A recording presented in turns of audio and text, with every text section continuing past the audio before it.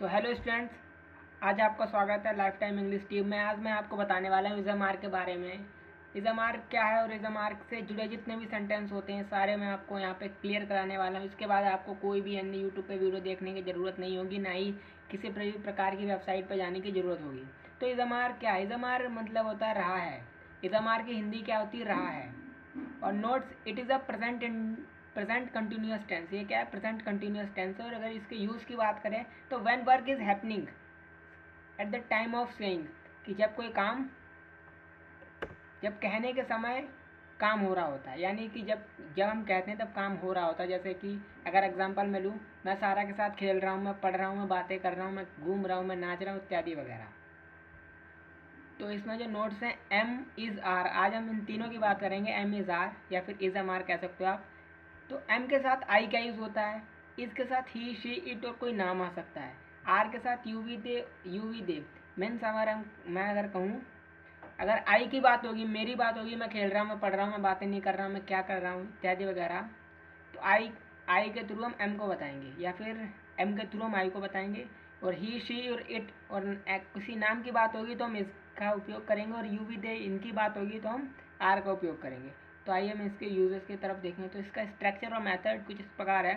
For affirmative sentences, सकारात्मक वाक्यों के लिए क्या सेंटेंस? सकारात्मक वाक्य क्या होता है? जिसमें ना, नहीं, इत्यादि वगैरह नहीं आता है, किसी प्रकार का क्वेश्चन नहीं पूछा जाता है। तो इसका जो फॉर्मूला या फिर स्ट्रक्चर या मेथड कह सकते हैं आप, सब्जेक्ट आएगा, फिर इज़म आर आएगा, फिर प्लस में वर्ब, प्लस फिर आईएनजी, फिर ऑब्जेक्ट।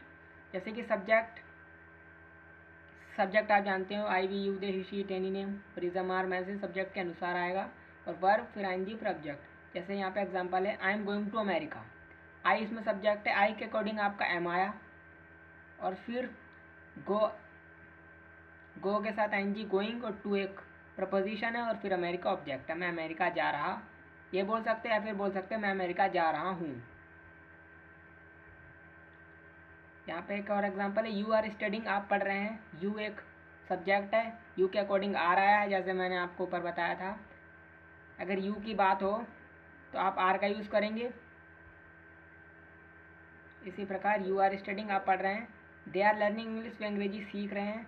दे के साथ आर आएगा, मैंने आपको बताया। दे फिर आर फिर लर्न प्लस आएंगे लर्निंग, और फिर English. They are learning English, वे अंग्रेजी सीख रहे हैं। वी आर प्लेइंग, हम खेल रहे हैं। वी के साथ आर आएगा, प्ले के साथ आएंगी प्लेइंग, हम खेल रहे हैं। तो आज आपने देख लिया कि सकारात्मक वाक्य को किस प्रकार बनाते हैं। अब आगे हम देखते हैं नेगेटिव सेंटेंसेस किस प्रकार बनाए जाते हैं। तो नकारात्मक वाक्यों के लिए हम नेगेटिव सेंटेंस होते हैं, जैसे इसमें कुछ नहीं है, जैसे इस स्ट्रक्चर में कोई भी चेंजिंग नहीं है, सिर्फ एक चेंजिंग है। यहाँ पे subject plus is am are plus verb plus ING plus object है। नॉट में आपको इज़म आर के बाद नॉट लगा देना बस, और इसके अलावा आपको कुछ भी नहीं करना है। जैसे कि मैंने यहाँ पे लिख रखा है, subject plus is am are plus not फिर वर्ब प्लस आईएनजी फिर ऑब्जेक्ट। जैसे कि I am not going to America. I इसमें सब्जेक्ट है, एम आई के अकॉर्डिंग आया है, नॉट का नॉट ही रहेगा, और गो के साथ आएंगी गोइंग, और टू एक प्रपोजिशन है, और ऑब्जेक्ट एक अमेरिका है। मैं अमेरिका नहीं जा रहा हूँ। और बात करें यू आर नॉट स्टडिंग, आप पढ़ नहीं रहे हैं, या फिर आप नहीं पढ़ रहे हैं, किसी प्रकार से घुमा सकता है सेंटेंस आपको, लेकिन आपको लास्ट में हिंदी देखनी है। रहे हैं, रहा है, तो आ रहे हैं, तो आपको इज़ एम आर का यूज़ करना है। और अगर आगे देखें तो they are not learning English, वे अंग्रेजी सीख नहीं रहे हैं, या फिर वह अंग्रेजी नहीं सीख रहे हैं। किसी भी प्रकार से घूम सकता है सेंटेंस, लेकिन आपको मैंने जैसे बताया, आपको लास्ट में हिंदी जरूर देखनी है। लास्ट में रहे इत्यादि आएगा। फिर अगर हम आगे देखें, वी आर नॉट प्लेइंग, हम नहीं खेल रहे हैं। सिंपल सी बात है, वी के साथ आ आएगा, फिर नॉट प्लेइंग। और अगर हम खेल रहे हैं तो कैसे बोलोगे? We are playing. तो आपने नेगेटिव सेंटेंस भी बनाना देख लिया। इसके स्ट्रक्चर कुछ नहीं है, subject plus is am are plus not plus verb plus ING plus object. और फिर अगर हम लास्ट सेंटेंस हमारा बच रहा है फॉर इंट्रोगेटिव सेंटेंस। इंट्रोगेटिव होता है प्रश्नवाचक, और प्रश्नवाचक वाक्यों के लिए आप कैसे बना सकते हो? प्रश्नवाचक वाक्य किस प्रकार के होंगे? क्या आप जा रहे हो, क्या आप बातें कर रहे हो, क्या आप नहा रहे हो, क्या आप डांस कर रहे हो, इत्यादि वगैरह प्रश्नवाचक वाक्य होते हैं, इसमें प्रश्न पूछे जाते हैं। और प्रश्नवाचक वाक्य में सिर्फ एक ही चेंजिंग है इसमें मेथड में, इज़म आर में, कि इज़म आर शुरू में आ जाएगा और सब्जेक्ट इसके बाद आएगा। मीन्स हम कह सकते हैं सब्जेक्ट और इज़म आर दोनों एक दूसरे की जगह को बदल लेते हैं।